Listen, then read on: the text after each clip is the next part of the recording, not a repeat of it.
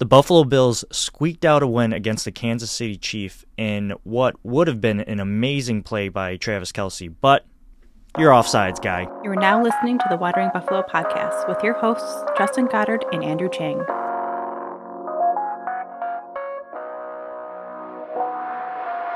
Welcome into another episode of the Watering Buffalo podcast, a show here on the Buffalo FAMBase network. I am your host, Two Changs, and alongside me is my co-host, JGods22. And you can find this podcast on all audio platforms and, of course, on YouTube and on most social media platforms as well. Justin, how are you doing?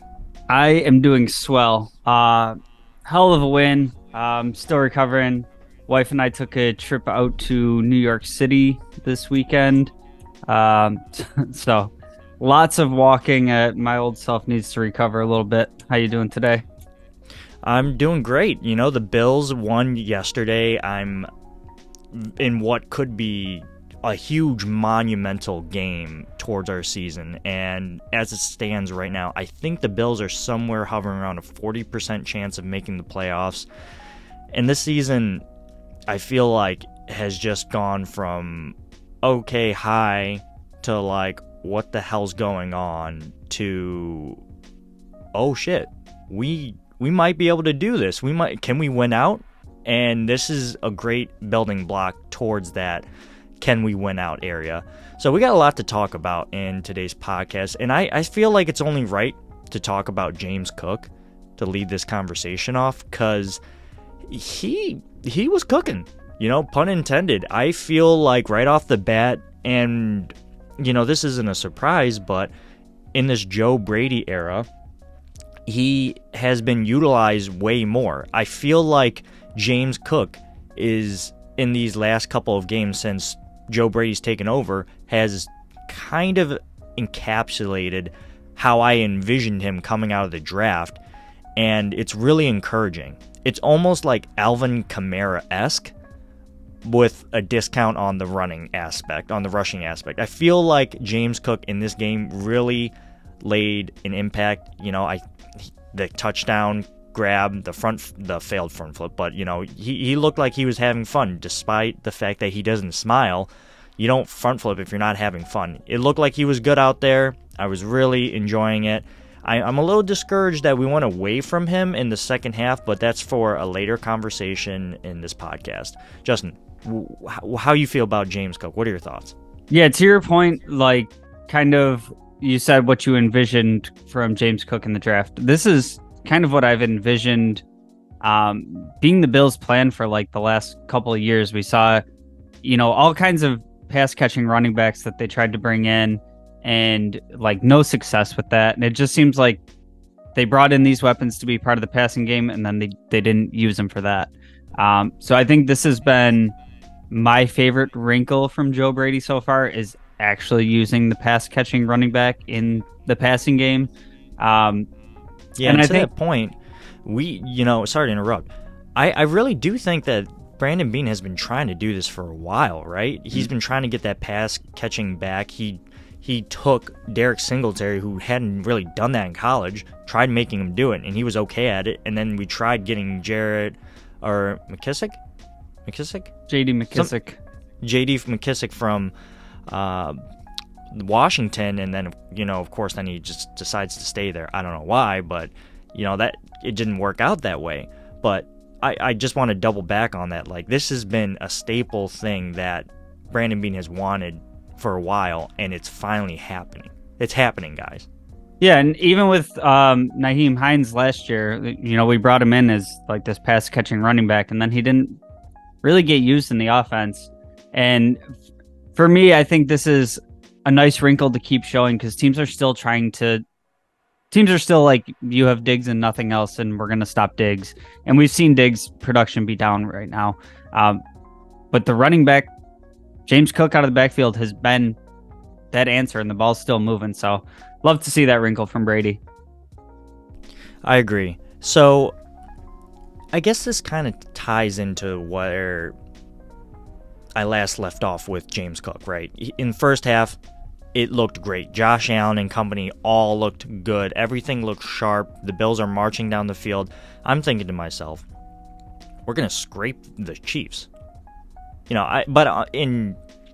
with the power of hindsight, right?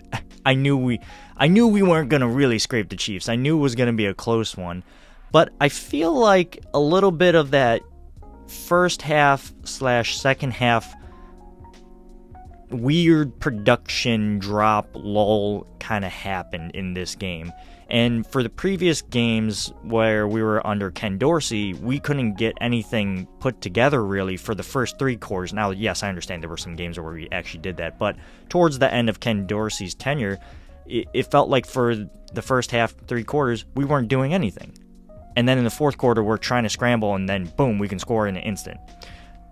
Now, in this instance, we were doing good in the first and second quarter, and then out of nowhere, we're like slowing down and things aren't looking good. You mentioned Stephon Diggs not really having a lot of production, Gabe Davis not having a lot of production, and it looked like we were just kind of going away from James Cook. Trent Sherfield was there, Deontay Hardy, the tight ends. It just felt like things weren't as easy as they were in the first half. And maybe that's a credit towards the Chiefs in adjusting. And I know they have a good defense, but I feel like the right levers weren't pulled and we didn't adjust to Kansas City's adjustments.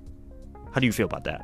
Yeah, I would pretty much agree with that. I think kind of what we ran into here is this wasn't Joe Brady's best game so far, right? It kind of seemed like in the second half here, it was out coaching, out scheming, and look, Kansas City's strength this year is almost their defense. Yeah, they have Patrick Mahomes, but their defense has been really good this year, and Steve Spagnuolo's been, regarded as one of the better defensive coordinators in the league this year. So I think it kind of became a chess match between, longtime defensive coordinator and Spagnuolo and, still wet behind the ears offensive coordinator and Joe Brady, and wasn't his best game that he's called so far, but the first half was stellar and then the adjustments weren't made. So I feel like this is really a good opportunity for him, like a little heat check that they were still able to come away with a win, but he's like, it's not this easy every week. We had some challenges here. So a win, but still, some good tape for him to go over and improve going forward. Yeah, I'm glad you brought up the fact that this isn't Joe Brady's best game. And in a way, I feel like that's a good thing. Now, hear me out. When I say that, I feel like that's not a good thing, meaning, to your point, things aren't coming as easy. Maybe I need to be a little more complex. Maybe I need to shift my offensive concepts or lean into the things that are working more. Maybe he's doing too much. It's really hard to say because neither of us have all 22 films, so we rely on other sources of information to really decipher that. So when that stuff comes out, we'll find out a lot more about why the production was such a lull in the second half. But I also want to talk about Josh Allen here, because we're talking about Ken Dorsey in the first whatever part of the season. Is it Ken Dorsey? Is it Josh Allen? Is it Josh Allen? Is it Ken Dorsey? Well, now we're playing and we're seeing this first lull, and I find myself asking, well, is this Josh Allen or is this Joe Brady? This wasn't Josh's best game, but he did enough to win. He didn't make a lot of boneheaded mistakes. Now, he did make one mistake, which was that interception where he just was trying to do way too much. And I get it, he's trying to make a play, but the man made up for it completely. I think what makes the most sense here is to really just kind of analyze the film and figure out who's the problem here. And it really just kind of deciphering, is this a problem? So I'm just curious on what your analysis was of Josh Allen's day yesterday, and to see what you think was the bigger problem, Josh Allen or Joe Brady. I kind of put this kind of right in the middle. This is kind of, for me, it's not obvious one way or another, and it's not like, Josh had this like horrible game. I give a lot of credit to the Chiefs defense and Spagnuolo. But when we're talking about, this not being Joe Brady's best game, and you're talking about the All-22 film, I believe it was Eric Turner from Cover One had a breakdown on this little swing screen we were doing to the receivers all game and how it was setting something up. And towards the end of the game, it was in the second half, it's kind of a fake of that screen again, and I believe it was Gabe Davis running right down the seam wide open, and Josh doesn't see it, and he goes to Kincaid on the boundary. And so I think that's some of it's going to be execution there, but I mean, it wasn't like this impossibly terrible, offense looks like they're rubbing their face on a cheese grater all game type game. I think this was kind of a combination of Josh, Brady, and a good Chiefs defense with a great defensive coordinator.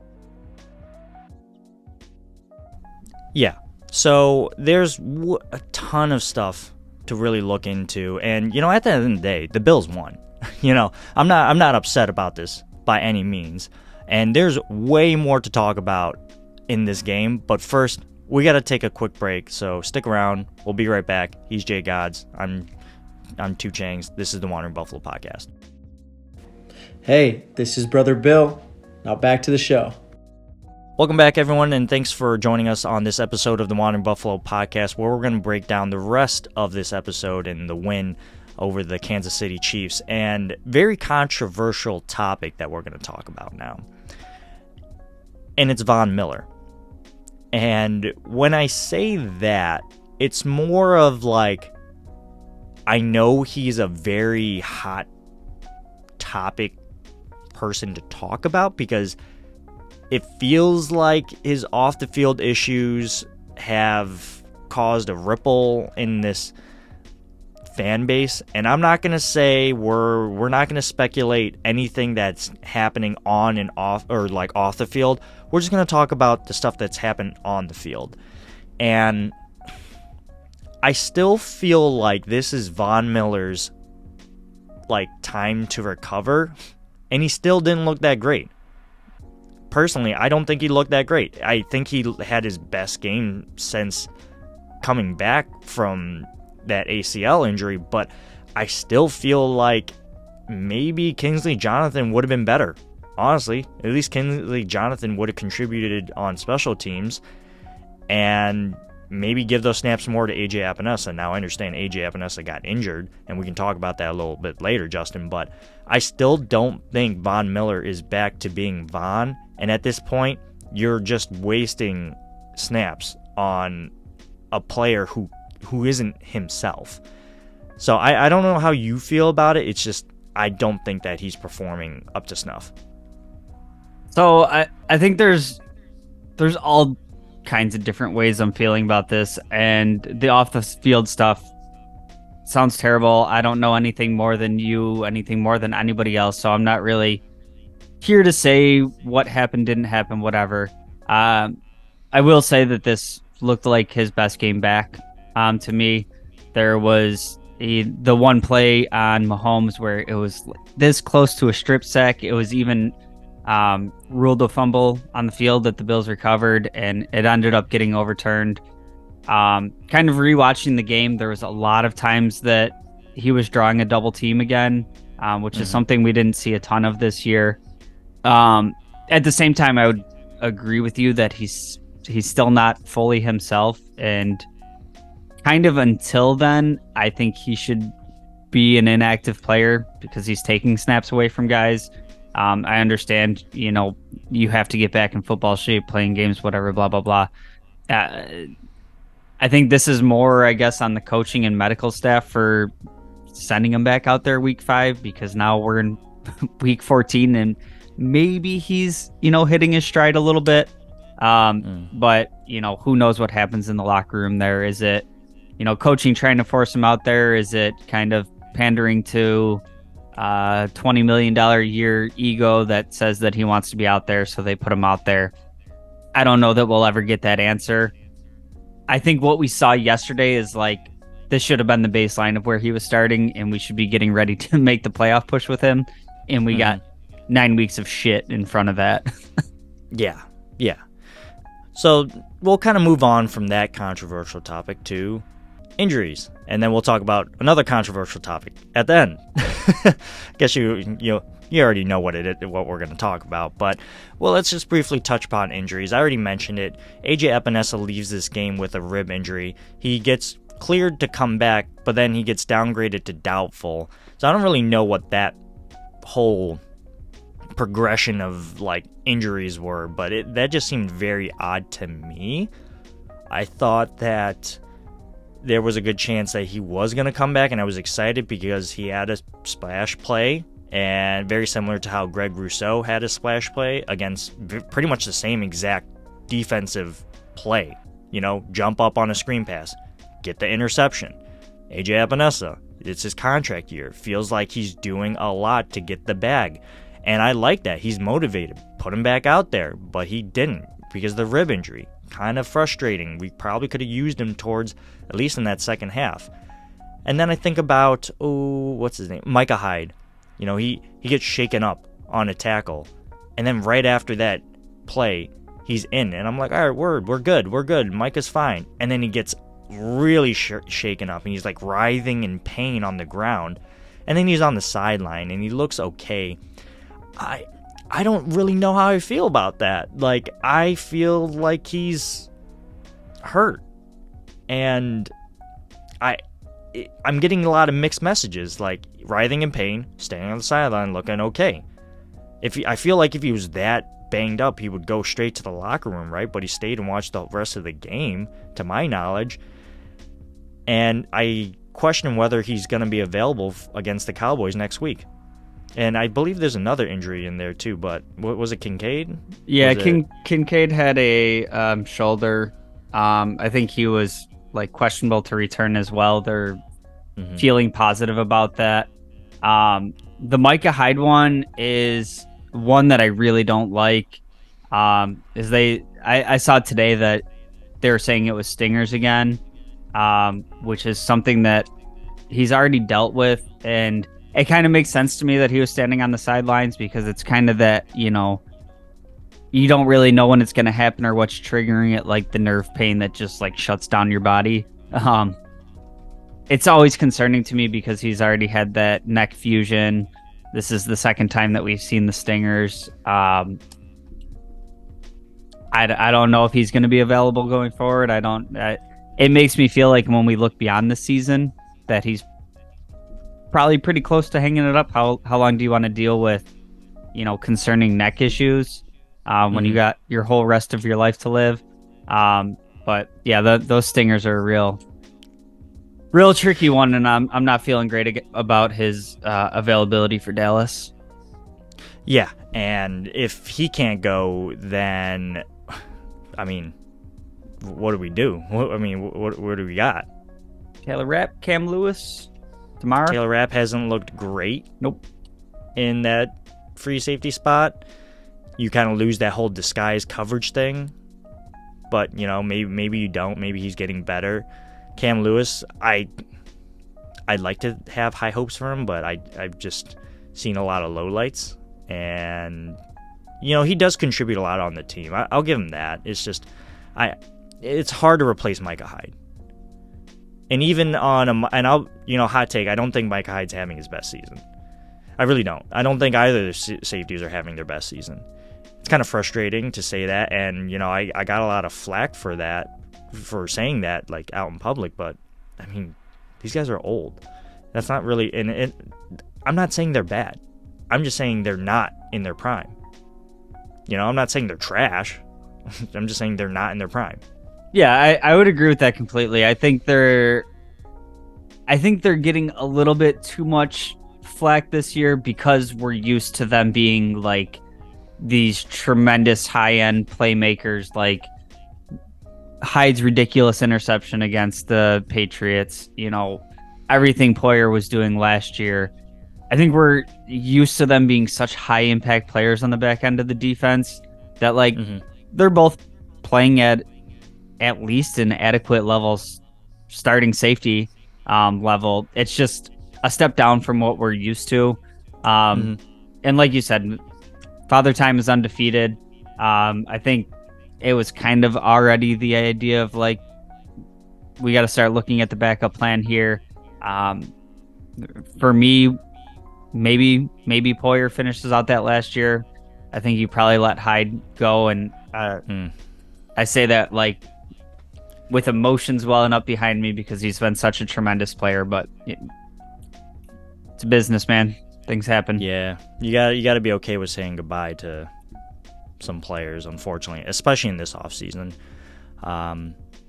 Anyways, let's move on to the next item here, and it's going to be the offsides play, where Kadarius Toney is quite literally lined up over the ball, like not just on the ball, past the ball, from my point of view. And there's a lot of controversy with this. Like, I guess the Chiefs, Andy Reid and Patrick Mahomes were very animated, saying like, this play should have been called dead. We should have been warned. And maybe I'm just unaware, and I think you might be more educated in this. But like, that's like, I don't know, like, hey, you should have told me I was doing something illegal, and you didn't. It's like, okay, do I need to tell you that robbing a bank is wrong? Like, like, do I, like, and apples to apples. Yeah, basically. And apparently in the past, they've gotten away with stuff like this, or they've gotten warnings and whatnot. And I'm sure that the Bills have benefited from that too. But Carl Sheffers, I think, was the lead referee. And, a warning can be given, but if it's like, basically, to put it in layman's terms, is like, if it's that obvious, if you can't even notice that you're that offsides, then you get what you deserve, is what I pretty much read from his comments. It's like, dude, how did you not know you were offsides? Like, you're literally looking to the right at your screenshot. How did you not notice that you were like ahead of Creed Humphrey?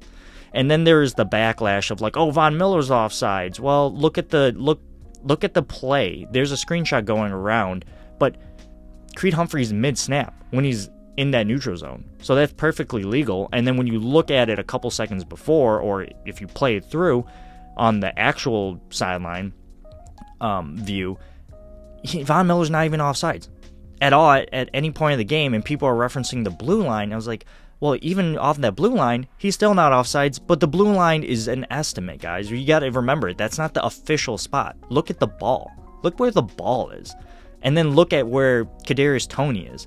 I'm not going to say that play that,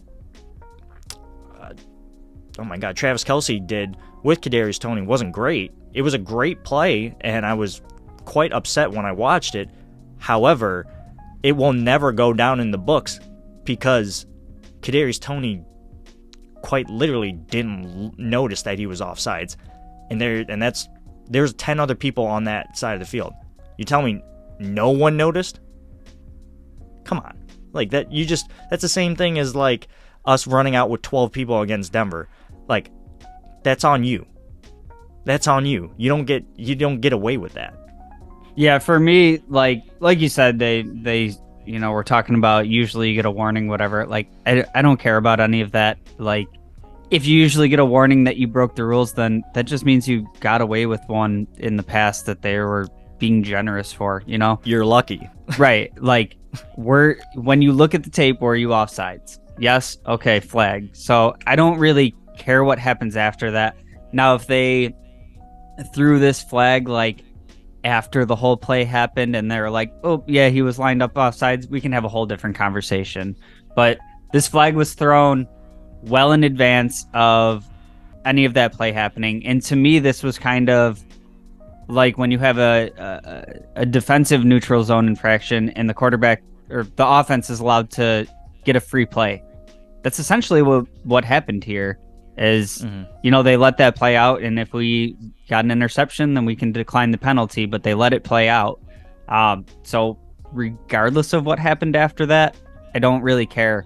That being said, so I was driving back from New York while the game was on, and I got home with right like 2 plays before we kicked the field goal to go up 3, and what a frustrating series of offensive plays, by the way. Just right at the end. Just so like, frustrating. But 3 plays, like 14 seconds off the clock in the 2-minute warning. You give it back to Casey with 2 timeouts and like two in some minutes. Yeah. So I was like, what? So I finally get home. This drive took us like almost 7 hours, pouring rain the whole time, thick fog, can't see anything, driving in the dark. And I'm finally ready to, come home, relax. I bet you would have seen that you were off sides, or at least for sure, over the road. There's a line. We also drove past another car engulfed in flames. Just wild stuff going on. I'm ready to come home and relax. And I get home, and there's 2 minutes left. We're up 3, and Patrick Mahomes is getting the ball with 2 timeouts. And I was like, well, fuck.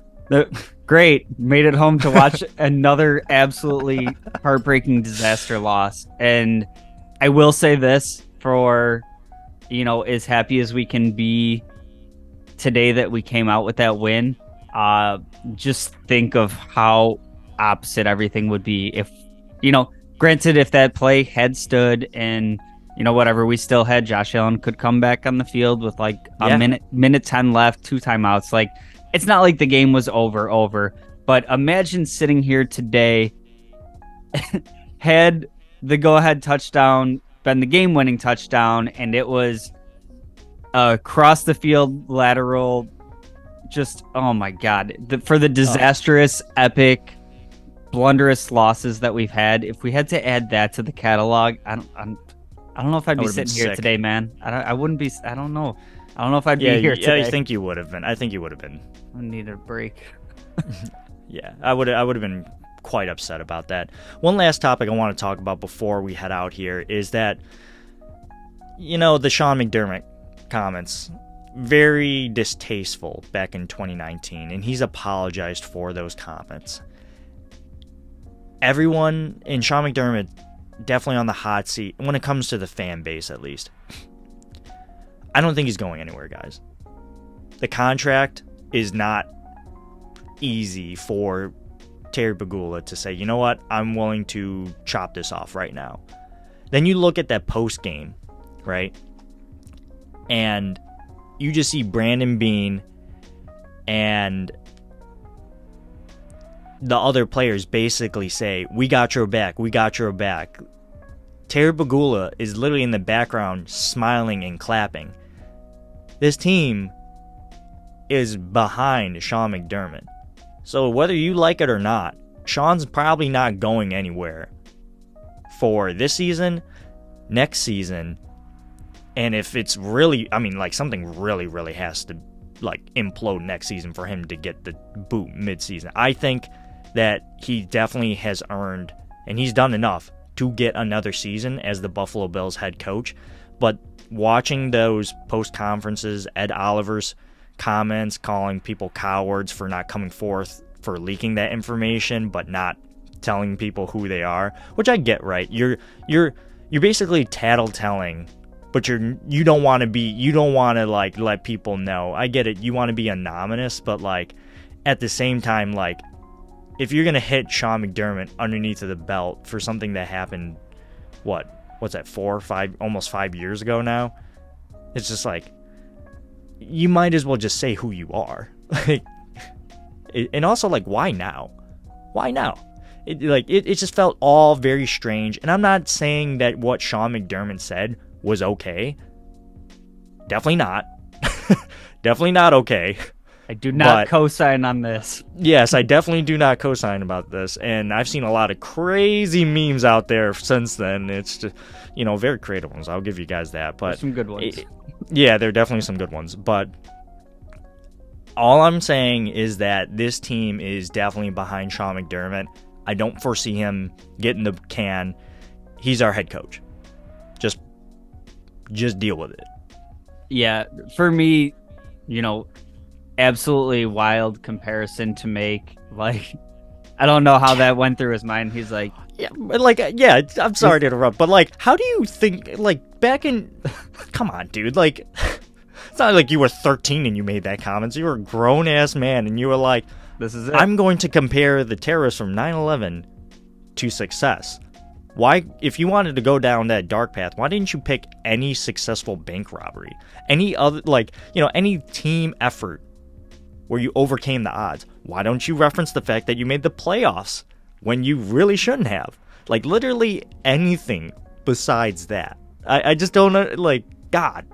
Yeah, like, he was running down all his checklists of, Miracle on Ice, man. That one's played out. We need something fresh in here. Something nobody's ever used. It's just wild. Shout out to that player that said, how do you think, who got asked, how do you think they overcame this? And he was like, what do you think their biggest obstacle was? And he was like, TSA. Thank God somebody had, the whereabouts to, do something. I would have been sitting there dude, that's just weird. I don't know about this guy. Yeah.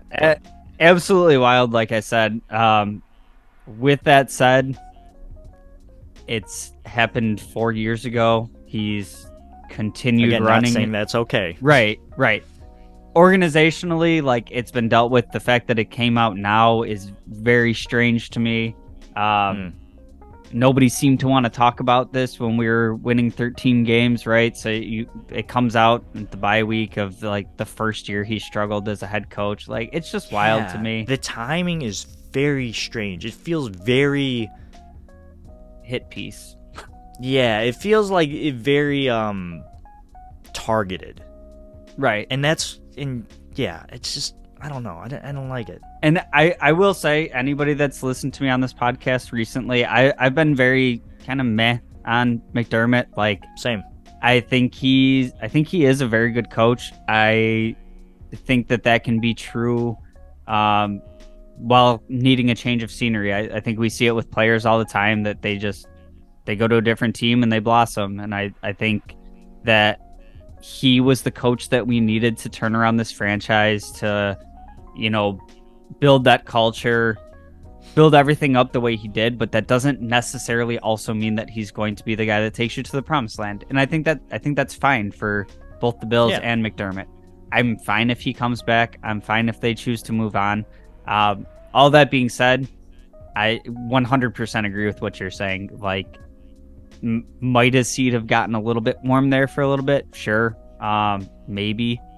But I think it would have taken losing out this year and going 7-10 and missing the playoffs with all those losses. And I think he still would have got the start to next season, for what it's worth. Yeah, he definitely would probably got the mulligan. So yeah. So yeah, he'll be here. Yeah, and I do want to apologize to anyone that, I guess felt the effects of those comments, because they are very serious, and I know a lot of people, and we mentioned some people are making, light of it. That is a very serious thing to talk about, and the fact that he used that as, I guess, prep talk, not cool. Very not cool. So, I don't know. Well, let's just try to put this behind us. We got the Cowboys coming up, and Justin and I will be here for all of that when the Bills hopefully defeat the Cowboys next Sunday. I think we play at 4 o'clock, something like that. So we'll have to check in with you guys until then. But that's a wrap for today's episode. So thanks for listening. If you could kindly like, subscribe, rate, review, all that good stuff. Check out our website, thewanderingbuffalo.com. Justin can be found on social media. Same thing with me. And this podcast. We're on YouTube, audio platforms. Justin, any words of goodbye or farewell? I don't know. Hey, man. We got a chance. Season looked real grim going back 3-4 weeks ago, and a lot's changed. It's still a long ways to go, but it ain't over till it's over. Definitely not. So until then, stick around, keep listening to us. We'll break it all down as the season unfolds. I'm excited to talk about it. And as always, go Bills. Go Bills.